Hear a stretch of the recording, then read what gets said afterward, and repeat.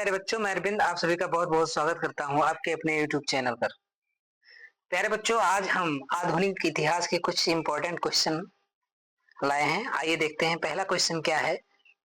3 गोलमेज सम्मेलनों में भाग लेने वाले भारतीय निम्नलिखित नेताओं में कौन थे? नंबर 1 पहला ऑप्शन है A Mahatma Gandhi ji, 2 B S. Moonje, C doctor B R. Ambedkar, D C Y. Chintamani. तो इसमें कौन सा करेक्ट आंसर हो जाएगा? Doctor B R. अम्बेडकर जी ने। और एक लोग भाग लिए थे जो तीनों में लिए थे, उनका नाम था तेज बहादुर सप्रू। अच्छा, गोलमेज सम्मेलन का आयोजन किसके रिपोर्ट के आधार पर किया गया था? तो साइमन कमीशन के आधार पर किया गया था। चलिए नेक्स्ट क्वेश्चन देखते हैं। नेक्स्ट क्वेश्चन है, 2 वर्ष 1926 में गठित नौजवान सभा का प्रारंभिक सदस्य कौन नहीं था? इसमें ऑप्शन पहला अंबिका चक्रवर्ती, number 2 Yashpal, number C Bhagat Singh, D छबील वास। तो इसमें कौन सा करेक्ट आंसर हो जाएगा भैया? ए। कौन सा हो जाएगा? ए हो जाएगा अंबिका चक्रवर्ती। ठीक हो जाएगा Ambika Chakravarti. Okay, next question.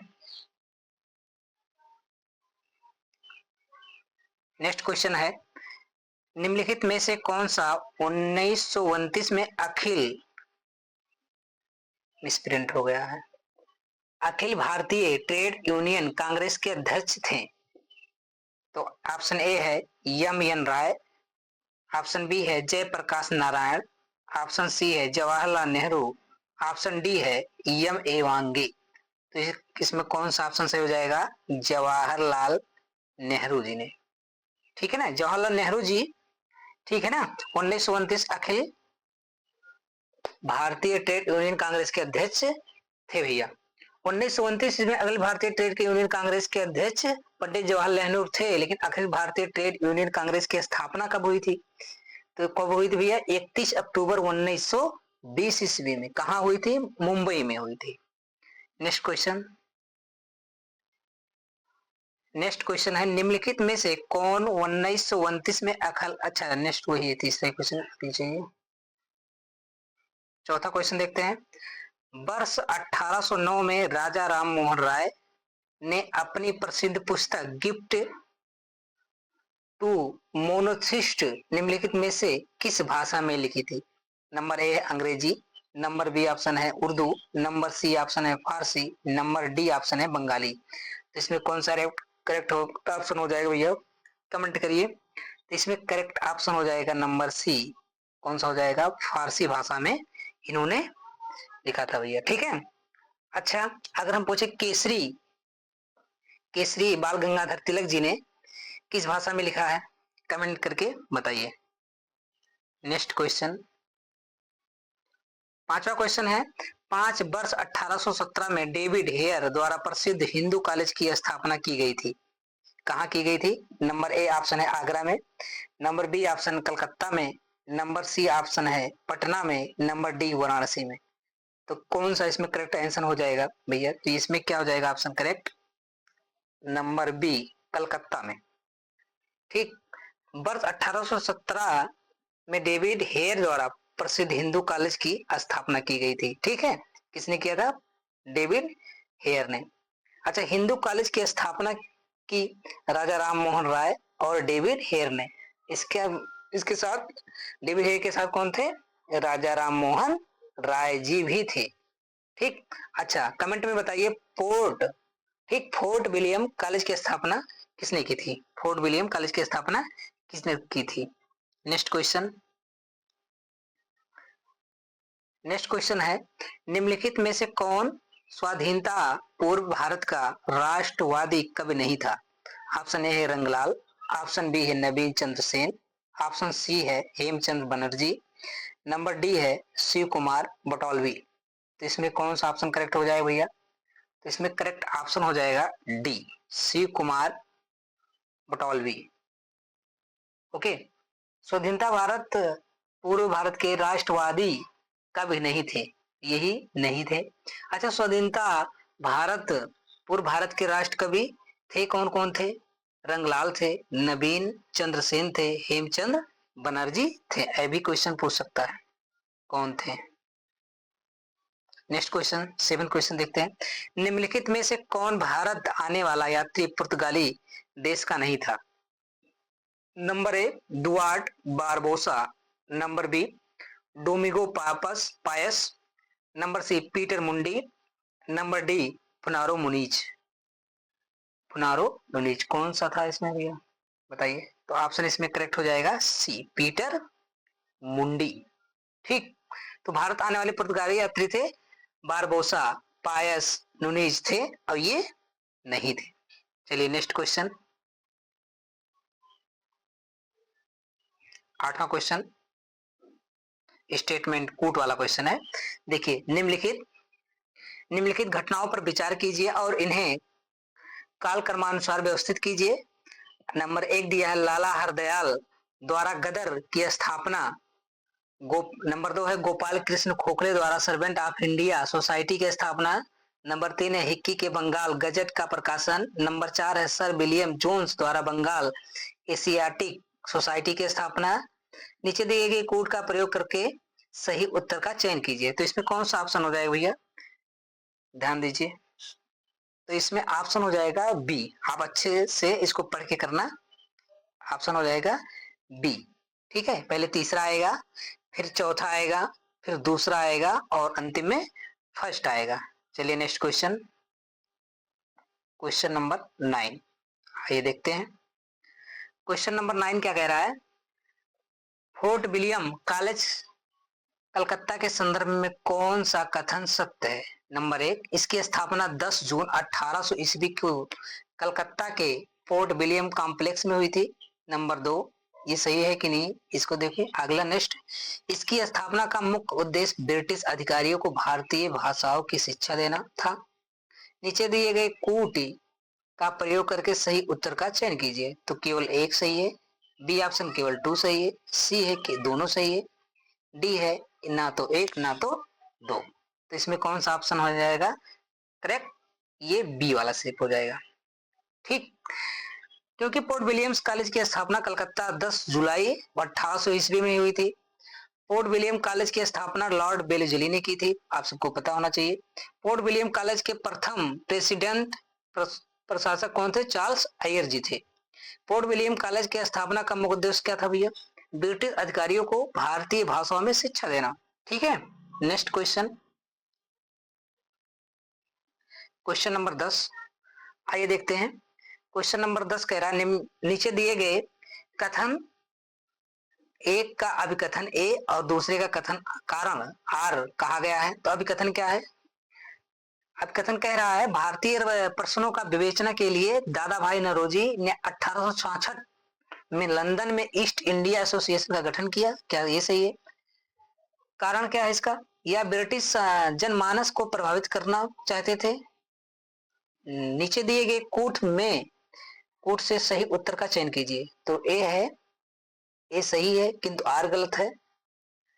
Number B है ए गलत है किंतु आर सही है। नंबर सी है ए और आर दोनों सही है और आर ए की सही व्याख्या है। डी है ए और आर दोनों सही है और आर ए की सही व्याख्या नहीं है। तो ये कौन सा ऑप्शन सही हो जाएगा भैया? इसमें हो जाएगा डी वाला। इसमें कौन सा ऑप्शन हो जाएगा? डी। डी ऑप्शन क्या कह रहा है? ए और आर दोनों सही है और आर ए का सही व्याख्या नहीं है। दादा भाई नौरोजी ने 1866 ईस्वी में लंदन का गठन किया ईस्ट इंडिया एसोसिएशन का। ठीक, ईस्ट इंडिया एसोसिएशन का मुख्य उद्देश्य का ब्रिटिश जनमानस का प्रभावित करना था भैया। ब्रिटिश सार्वजनिक सभा के संस्थापक कौन थे? दादा भाई नौरोजी थे। ठीक, poverty and un British rule in India के लेखक दादा भाई नौरोजी थे। ठीक, नेक्स्ट क्वेश्चन चलते हैं, साथ साथ फैक्ट भी आपको मिल रहा है। चलिए नेक्स्ट क्वेश्चन 11th भारतीय सिविल सेवा के संदर्भ में निम्नलिखित कथनों में से कौन से कथन सही है? नंबर 1 भारत सरकार अधिनियम 1919 में भारतीय सिविल सेवा के लिए एक अलग परीक्षा का प्रावधान किया गया जो भारत में ही होनी थी। दूसरा, भारतीय सिविल सेवा में 1941 में भारतीयों का प्रतिशत यूरोप वासियों से अधिक था। सही बात है क्या? नीचे दिए गए कोड का प्रयोग करके सही उत्तर का चयन कीजिए। तो ए है केवल एक सही है, बी कह रहा है कि केवल दो सही है, सी कह रहा है एक और दो दोनों सही है, डी ना तो एक और ना तो दो। तो इसमें आपको क्या लग रहा है? सी सही है, एक और दोनों दोनों सही है। ठीक भैया, चलते हैं आगे नेक्स्ट क्वेश्चन।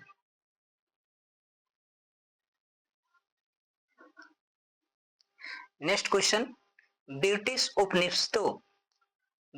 उपनिवेशवादों के विरुद्ध भोजपुरी में लोकप्रिय कविता फिरंगिया फिरंगिया लिखने वाले कवि का क्या नाम था?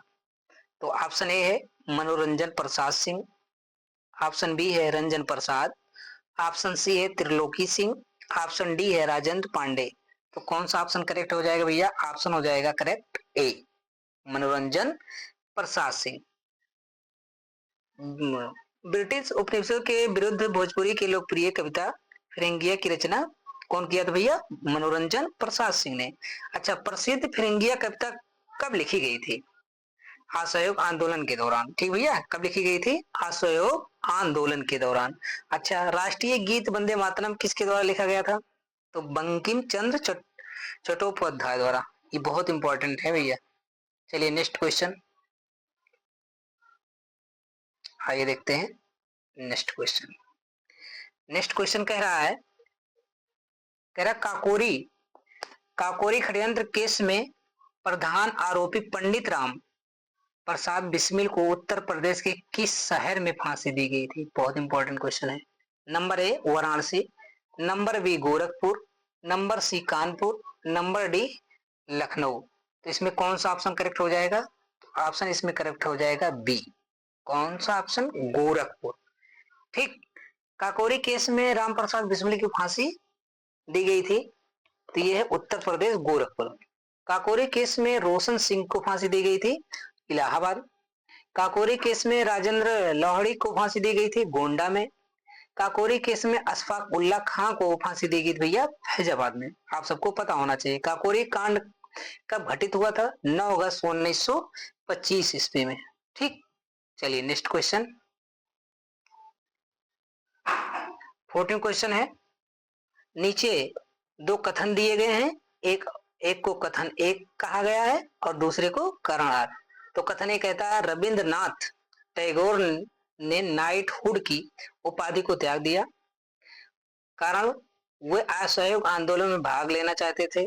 ठीक, तो इसमें आपको कूट देखिए दिया गया है, आप इसको करेक्ट ऑप्शन बताइए। ए और आर दोनों सही है, आर ए का सही व्याख्या करता है। बी कह रहा है ए और आर दोनों सही है लेकिन परंतु आर ए की सही व्याख्या नहीं करता है। सी कह रहा है ए सही है परंतु आर गलत है। डी कह रहा है ए गलत है परंतु आर सही है। तो बताइए आप कौन सा सही हो जाएगा भैया करेक्ट? तो इसमें हो जाएगा सी सही।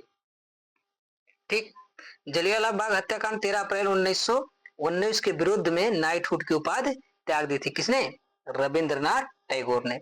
अच्छा, जलियांवाला बाग हत्याकांड के घटना के बाद वायसराय की कार्यकारिणी से किसने त्याग पत्र दे दिया था? तो शंकर नायर ने।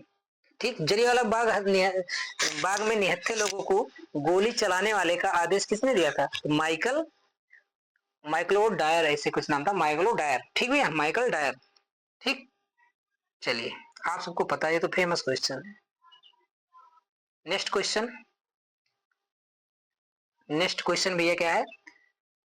18वीं शताब्दी के उत्तरार्ध में किसे प्रायः कंपनी बहादुर की शानो शौकत का स्थानीय प्रतिनिधि कहा जाता है? तो ऑप्शन ए है कोतवाल को, ऑप्शन बी है दरोगा, ऑप्शन सी है अमला, ऑप्शन डी है जमींदार। तो कौन सा ऑप्शन करेक्ट हो जाएगा भैया? ऑप्शन बी, दरोगा। ठीक भैया, 18वीं शताब्दी के उत्तरार्ध में प्रायः कंपनी बहादुर की शान शौकत को स्थानीय प्रतिनिधि कहा जाता था, किसको? दरोगा को कहा जाता था। ठीक, मुगल काल में नगर पुलिस के प्रधान को क्या कहा जाता था? कोतवाल। ठीक है, मुगल काल में कोतवाल कहा जाता। अच्छा, आधुनिक पुलिस व्यवस्था का जनक कहा जाता है लॉर्ड कॉर्नवालिस को। ठीक, किसको? लॉर्ड कॉर्नवालिस को, आधुनिक पुलिस व्यवस्था का जनक। ठीक, अच्छा, जमींदारों का लगान वसूलने वाला अधिकारी कहलाता था, तो क्या कहलाता था? अमला। क्या कहलाता था भैया? अमला। चलिए नेक्स्ट क्वेश्चन। नेक्स्ट क्वेश्चन है सूची 1 और सूची 2 सम्मिलित कीजिए तथा सूचियों के नीचे दिए गए कूट का प्रयोग करके सही उत्तर का चयन कीजिए। तो इधर एक युद्ध है, उधर उसका एर दिया गया है। तो द्वितीय आंग्ल मैसूर युद्ध, ठीक, द्वितीय आंग्ल फ्रांसीसी युद्ध, द्वितीय आंग्ल मराठा युद्ध, द्वितीय आंग्ल अफगान युद्ध। तो आप मिलान कीजिए भैया, कौन सा इसमें करेक्ट हो जाएगा? इसमें करेक्ट हो जाएगा ए। कौन सा करेक्ट हो जाएगा? ए करेक्ट हो जाएगा। ठीक भैया, ए का 2 हो जाएगा, बी का 4, सी का 1 और डी का 3। आप अच्छे से देख लीजिएगा। ठीक है, चलते हैं नेक्स्ट क्वेश्चन की तरफ। ठीक, आइए निम्नलिखित घटनाओं पर विचार कीजिए और उन्हें काल क्रमानुसार व्यवस्थित कीजिए। नंबर 1 है करजन वायली की हत्या। नंबर 2 है खुदी राम बोस की मृत्युदंड। नंबर 3 है बाल गंगाधर तिलक द्वारा केसरी समाचार पत्र का प्रारंभ। नंबर 4 है अबुल कलाम आजाद द्वारा अल हिलाल समाचार पत्र का प्रारंभ। तो इसमें कौन सा करेक्ट हो जाएगा? आप मिलान कीजिए, पहले कौन सा हुआ था? व्यवस्थित क्रम से आपको भरना है। तो इसमें करेक्ट ऑप्शन हो जाएगा ए। पहले क्या हुआ था भैया? पहले पहले क्या आएगा? 3। ठीक, क्या होगा पहले? 3। ठीक, पहले 3 आएगा, फिर 2 आएगा, फिर 1 आएगा और फिर 4 आएगा। ठीक, चलिए नेक्स्ट क्वेश्चन। नेक्स्ट क्वेश्चन है ब्रिटिश भारत में सैन्य बल पर केंद्रीय राजस्व का कुल कितना प्रतिशत व्यय होता है?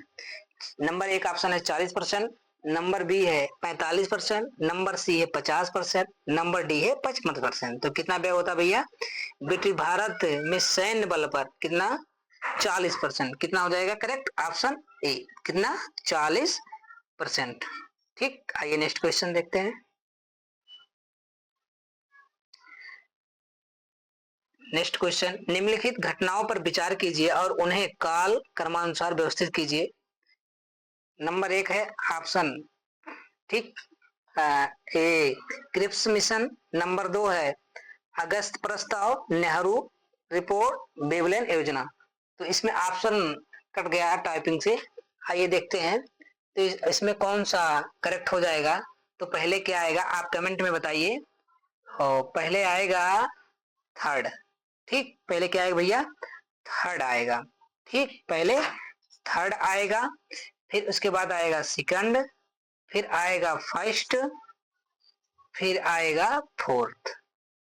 ठीक, तो पहले आएगा नेहरू रिपोर्ट, फिर आएगा अगस्त प्रस्ताव, फिर आएगा क्रिप्स मिशन, फिर आएगा बेबल योजना। Thank you for watching video. अगर आपको अच्छा लगा हो तो वीडियो को लाइक करिए और चैनल पे यदि नए हो तो चैनल को सब्सक्राइब करिए। धन्यवाद।